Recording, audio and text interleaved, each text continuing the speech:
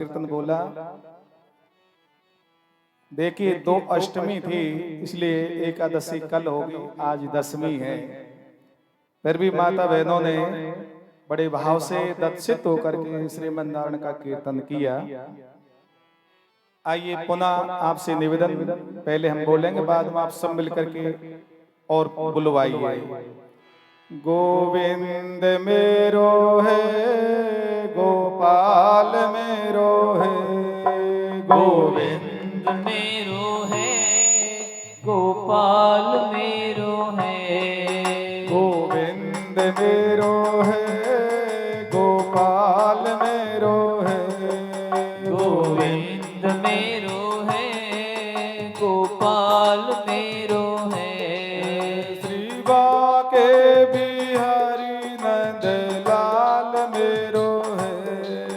श्री बाके बिहारी नंद लाल मेरो है।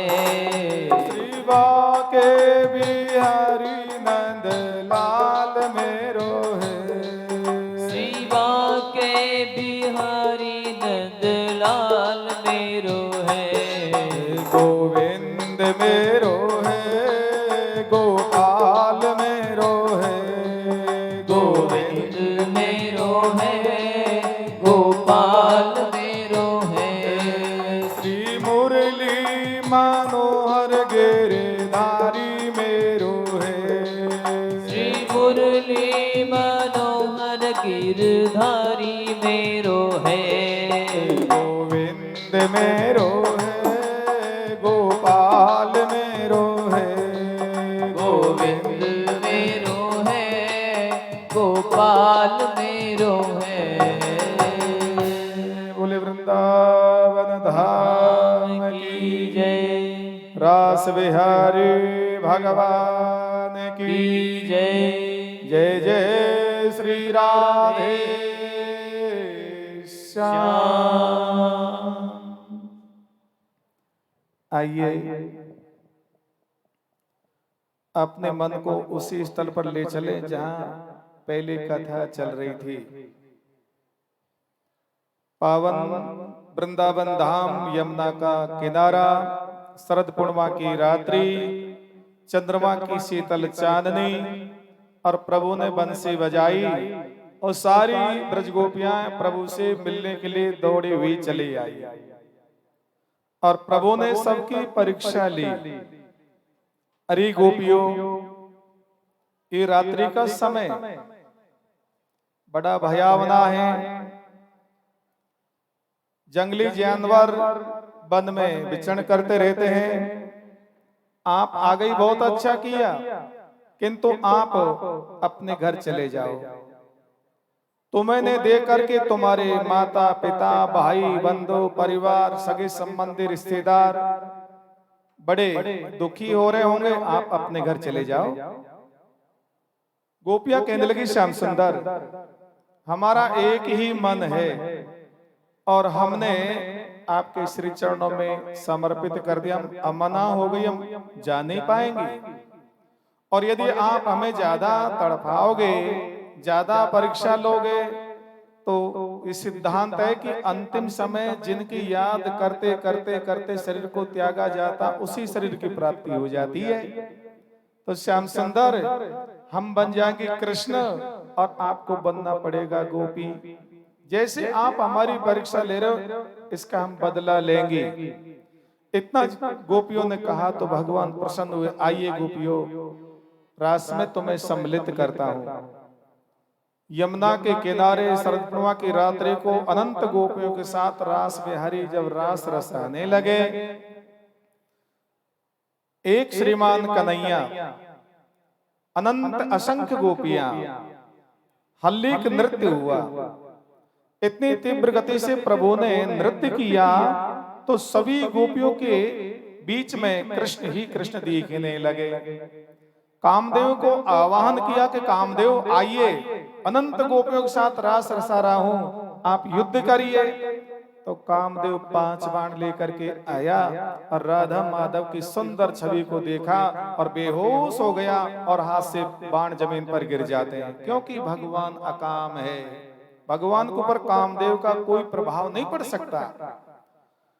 रास करते करते करते करते करते करते श्यामाजू राधा रानी के मन में मान आ गया कि सबसे श्रेष्ठ मैं हूं, भगवान मुझे ज्यादा आदर देते हैं। और अन्य गोपियों को अभिमान आ गया। वो कहने लगी, देखो सखियो, अब तो कन्हैया हमारे बस में है। हम कहती कन्हैया बैठ जाओ तो बैठ जाते हैं, कन्हैया खड़े हो जाओ खड़े हो जाते हैं, कन्हैया नाचिए नाचने लग जाते हैं। तो ऐसा गोपियों के मन में जब अभिमान आया तो भगवान अपने भक्तों के सारे अपराधों को सहन कर सकते हैं, किंतु अभिमान को टिकने नहीं देते, अभिमान को जल्दी ही मिटा देते हैं। तो प्रभु ने विचार किया कि गोपियों की जो प्रेम है इसकी परीक्षा लेनी चाहिए कि सच्चा प्रेम है बनावटी प्रेम है। तो राधा रानी को साथ लेकर के रास रसाते रसाते कन्हैया अंतर ध्यान हो गए। तासा तत सौमगमदं वीक्षमानं च केशवा प्रस्माय प्रसादाय तत्रैव अंतरधीयत न विना विप्रलंबेन संयोगा पुष्टिमश्नुते। दूरी होने पर ही पता चलता है वो कितना रोता है, कितना तड़पता है, कितना बिलखता है, कितनी याद करता है। तो गोपियां निराश हो जाती है, उदास हो जाती है, भगवान के बिना बेचैन हो जाती है और वन में जंगल झाड़ी में प्रभु को ढूंढने लगी। जो सामने आवे, चाहे बट वृक्ष हो, चाहे अशोक का वृक्ष हो, चाहे पीपल का वृक्ष हो, चाहे तुलसी का बिरवा हो, सबसे पूछने लगी। किसी ने कोई जवाब नहीं दिया। आगे श्यामाजू राधा रानी को मान आया तो भगवान उनको छोड़ के भी अंतर ध्यान हो गए। तो राधा रानी को प्रभु का एक क्षण का वियोग असह्य हुआ, उनकी भाव समाधि लगी, अचेत हो जाती है, बेहोश हो जाती है। अन्य गोपियों ने जाकर के अपने श्यामा जी को पहचान लिया और उनको चार तरफ से घेर लिया और कृष्ण का कीर्तन गाने लगे। तो प्रभु का नाम जैसे सुना और श्यामा जी राधा रानी को होश आया और जगते जोर जोर से चिल्लाना प्रारंभ किया। हा नाथ रमण प्रेष्ठ क्वासी क्वासी महाभुज दास्यास्ते कृपणाया मे सखे दर्श सन्निधिम। हा नाथ, हा रमण, हा प्रेष्ठ, हा महाभुजा, ये नाम लिए तो भगवान राधा रानी को प्रसन्न करने के लिए 5 रूप में प्रकट हुए। ये राधा रानी के 5 लाडले ठाकुर है जिनका नाम है गोपीनाथ, राधा रमण, राधा वल्लभ, गोविंद देव और मदन मोहन। जो हमारे धर्म भूमि राजस्थान क्षेत्र के कृष्ण के अनंत भक्त जयपुर महाराज गोविंद देव जी को ले आए, करौली महाराज मदन मोहन को ले आए और शेष ठाकुर ब्रजमंडल में आज भी विद्यमान हैं, जो राधा रानी के प्रिय ठाकुर हैं, जो जगत का कल्याण करने वाले हैं। हरिदास जी महाराज ने प्रभु की युगल उपासना की, राधा माधव की उपासना की, तो उनकी तपस्या से प्रसन्न होकर के भगवान बांके बिहारी के रूप में प्रकट हुए। बोले बांके बिहारी लाल की जय। जो वृंदावन के लाडले ठाकुर देव है, जो अपने जीवन काल में बांके बिहारी का दर्शन कर लेता है तो भगवान की ऐसी कृपा होती है, उनको बार बार बुलाते ही रहते हैं, ब्रज की दर्शन कराते रहते हैं। ऐसे बांके बिहारी की कृपा संतों के ऊपर हुई और रसिकों के आचार्य महाराज ने इनको प्रकट किया। अब यहाँ सभी गोपियों ने विचार किया, अरे बहनों, जो वस्तु जहां पर खोई है, जहां पर छिपी है, वहीं चल करके पुकारे। तो गोपियों का समुदाय झुंड है 19 प्रकार का, 19 अलग अलग उनकी मंडलियां हैं और पुनः यमुना के किनारे आकर के और वो भगवान को पुकारने लगी, भगवान का आवाहन करने लगी। बोले रास बिहारी भगवान की जय। पुनः पुलनिमागत्य कालिंद्य कृष्ण भावना समवेता जगो कृष्णम तदा गमन कांक्षितः। सुखदेव स्वामी कहते हैं, राजन, गोपियां पुनः उसी यमुना के किनारे पावन तट पर आई और आकर के अलग अलग अपने अपने भावों को प्रकट करके उल्हाना दे दे के प्रभु को पुकारने लगी। रास बिहारी भगवान की जय।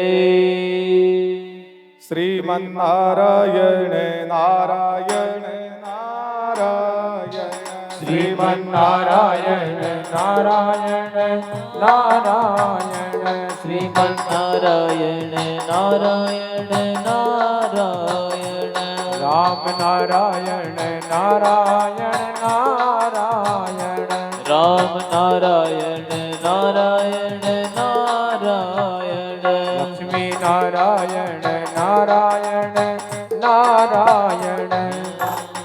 आइए बड़े भाव से पहले आप गोपी गीत को सुने।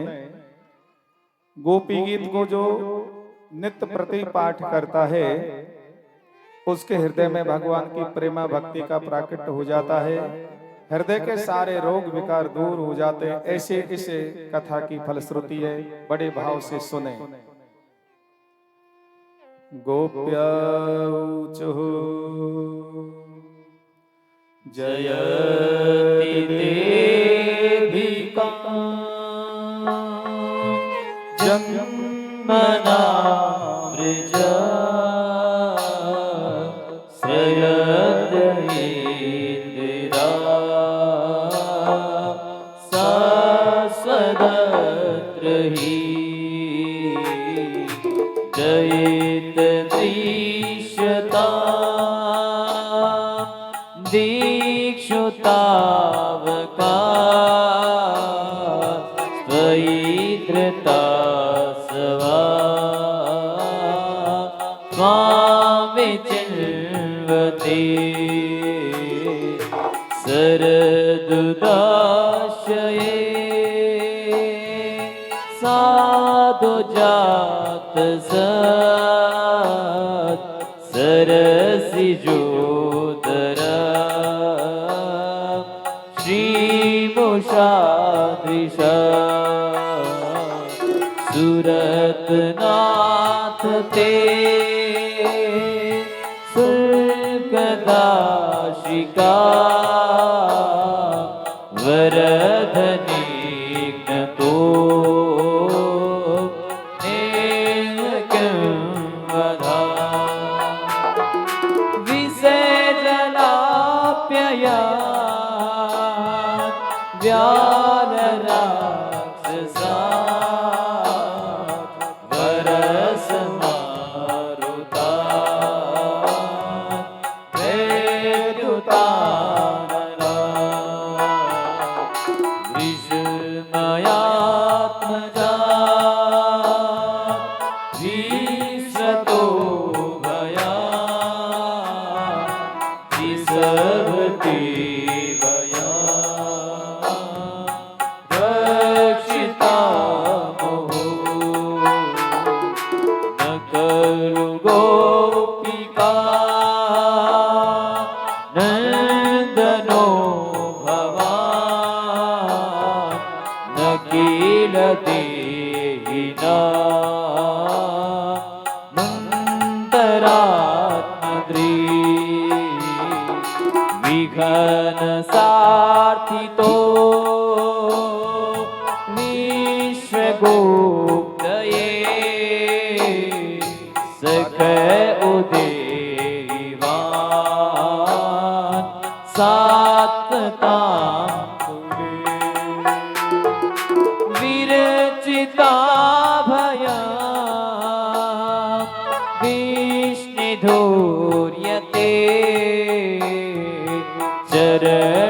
चरणमीयुषा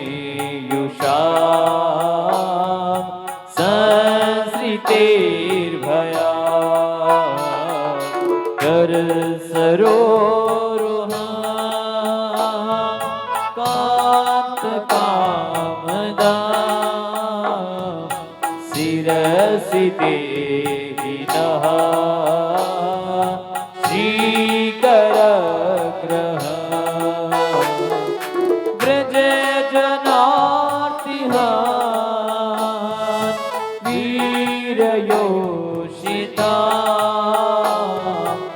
निज जना स्मया वंशन स्मिता भज सके भवा किंकरी स्मरो जलरुहानना चारुदर्शय प्रणत देहिना पापकर्षणा तृणचरानुगा श्रीनिकेतना फणिफणार्पिता ते पदाम्बुजा कृणोकुचेषु नः क्रीम्निरीक्षय मधुरया गिरा वल्गुवाक्यया बुधमनोज्ञया पुष्करीक्षणा विधिकरी रिमा वीरमुयति रधरसी धुना त्यायस्वरः तव कथामृत तप्त जीवना कविभिरीडिता कल्मषापः श्रवणमङ्गला श्रीमदातदा भुवि गृह्णन्ति ते भूरिदा जना यत्ते सुजात चरणाम्बुरुहं स्तनेषु भीतासनै प्रियदधी महि कर्कशेषु तेनाटवीमटसि तद्व्यततेन किंस्वित् कूर्पादिभिभ्रमति धीर्भवदायुषां नः। गोपियां कहने लगी उलाहना दे करके श्याम सुंदर,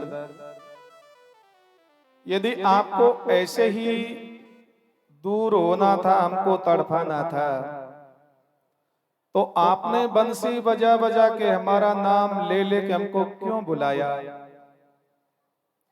कंस के द्वारा भेजे हुए असुर दैत्य आए, उनसे हमारी रक्षा क्यों की? काली जैसे काली नाग को आपने क्यों भगाया? वो जहरीला जल पी करके हम समाप्त हो जाती। आज ये वियोग अग्नि हमको नहीं सहने पड़ती। श्याम सुंदर, कालीदय से जब हम अपने गांव की ओर आ रहे थे, वृंदावन धाम में रात्रि को विश्राम किया, कंस का भेजा हुआ असुर दावानल अग्नि के रूप में आया। उस अग्नि से हमारी रक्षा क्यों की? उस दिन जल करके भस्म हो जाती। आज ये वियोग अग्नि हमको सहनी नहीं पड़ती। श्याम सुंदर, यदि आपको ऐसे दूर हटना था, दौड़ना था, तो संत नारद जी को बचपन से हमारे पास भेज करके आपने अपनी प्यारी प्यारी कथा, आपके सुंदर रूप और आपकी महिमा को हमें क्यों बताया? हमने बचपन से नारद जी के वचनों का आदर करके और आपको ही भगवान माना, आपको ही परमात्मा माना, आपको ही सब कुछ माना, और आपके बिना हम एक क्षण के लिए भी जी नहीं पाएंगे। आप हमें छोड़ करके क्यों छप रहे, क्यों दौड़ रहे हो? सबसे बड़ा दुख हमको इस बात का है कि आपके श्री चरण इतने सुकुमार, इतने कोमल है, जब अपने हाथों से आपकी चरण सेवा करती है, चरणों को दबाती हैं, तो हमको डर लगता है कि हमारे हाथ कठोर है, आपके चरण बहुत सुकुमार कोमल है, पीड़ा न हो। और ऐसे सुकुमार चरणों से नंगे चरण आप छिप कर के वन में दौड़ रहे हो, आपके श्री चरणों में कांटे चुभ गए होंगे, कंकड़ चुभ गए होंगे, डाब चुभ गया होगा, छाले पड़ गए होंगे, वो हम पे सहा नहीं जा रहा और आपको दर्शन देना ही होगा। ऐसा उल्हाना दे दे करके और फूट फूट करके रोने लगी। इति गोप्या प्रगायन्त्य इति गोप्या प्रगायन्ता प्रलपन्तस्य चित्रिधा रुरुदुःस्वरं राजन कृष्ण दर्शन लालसः। कृष्ण दर्शन की लालसा लेकर के फूट फूट करके गोपियां जब रोने लगी, विलाप करने लगी, उल्हाना देने लगी, तो भगवान तो दयालु उन पर कहां सहन हुआ और गोपियों की मंडली के बीच प्रकट हो जाते हैं। बोले रास बिहारी भगवान की जय। गोपियों ने जैसे प्रभु को अपने बीच में देखा और ऐसा उनको आनंद चैन मिला, मानो मृतक शरीर के अंदर पुनः प्राणों का संचार हो गया हो। सभी गोपियां सावधान हो जाती है और कन्हैया को चारों तरफ से घेर के खड़ी हो जाती है।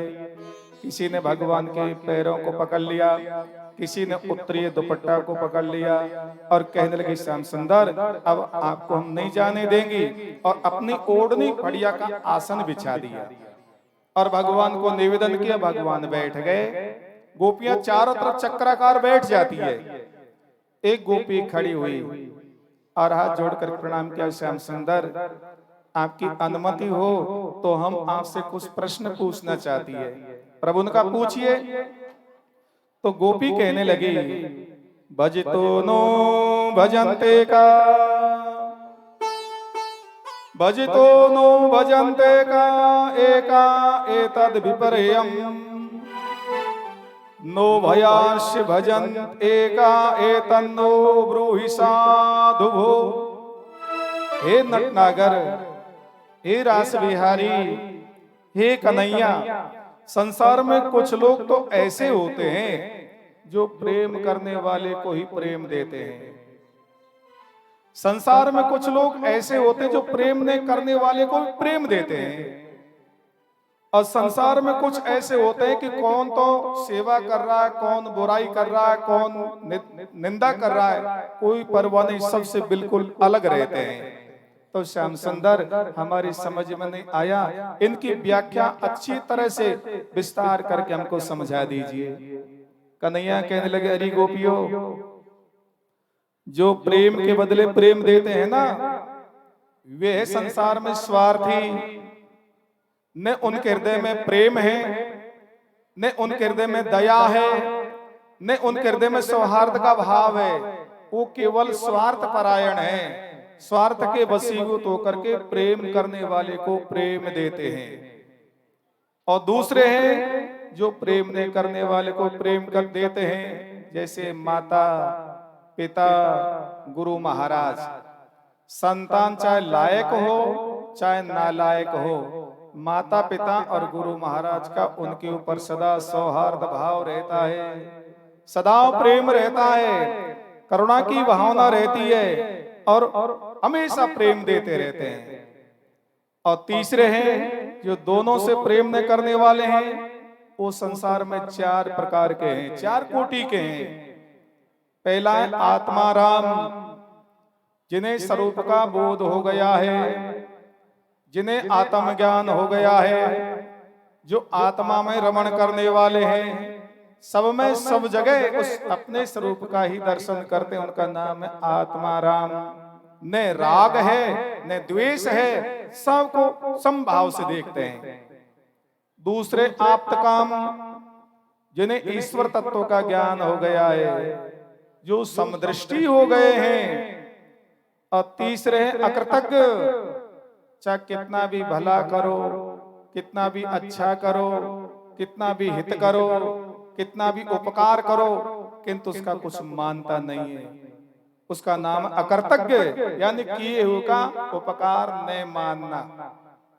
और चौथे हैं गुरुद्रोही, जो मानव तन को पा करके माता पिता गुरुजन साधु ब्राह्मण भक्त वेद भगवान इनकी जो निंदा करता है वो अपराधी है, वो स्वार्थी है, वो निंदनीय है, उसका कभी भला नहीं होता। अब गोपी कहने लगी श्याम सुंदर अब सही सही बता दो, आप कौन सी श्रेणी में आते हो? आप आत्मा राम हो कि आप्त काम हो कि अकृतज्ञ हो कि गुरुद्रोही हो, कौन से हो आप? कि आपने बचपन में संत नारद जी को भेज करके आपकी प्यारी प्यारी हमें चर्चा सुनाई, बंसी बजा बजा के आपने हमको बुलाया और फिर आपने रास में सम्मिलित किया और हमें छोड़ करके बन बन आप भटक रहे हो, दौड़ रहे हो, छिप रहे हो, आप कौन सी श्रेणी में आते हो? इतना सुनते भगवान के नेत्र सजल हुए, प्रेम अश्रुधारा बहने लगी। अरे गोपियों, मैं तुम्हारा ऋणी हूँ और तुम्हारा ऋण मेरे ऊपर इतना जो पूरे जीवन भर में चुका नहीं पाऊंगा। आइए मैं आपको महारस में सम्मिलित करता हूँ। इतनी कठिन परीक्षा लेने के बाद विशुद्ध और जीवात्मा का परमात्मा से मिलन होता है।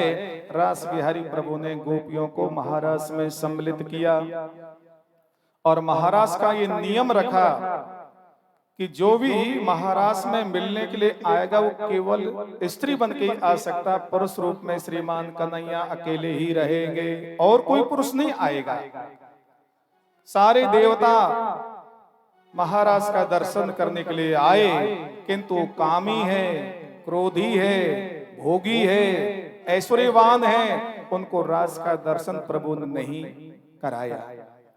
ये पता देवादिदेव महादेव को जब चला और भवानी से कहने लगे, भवानी चलो ना वृंदावन धाम, रास बिहारी रास रसा रहे हैं और हम भी दर्शन करके आवे। तो भवानी कहने लगी, महाराज बिल्कुल सही है, किंतु वहां तो नियम बन चुका है कि पुरुष रूप में किसी को अंदर प्रवेश निषेध है, तो आप कैसे अंदर चलोगे? तो भोले बाबा कहने लगे, ऐसा भवानी आप मुझे गोपी बना दो, जनानी पोशाक पहना दो,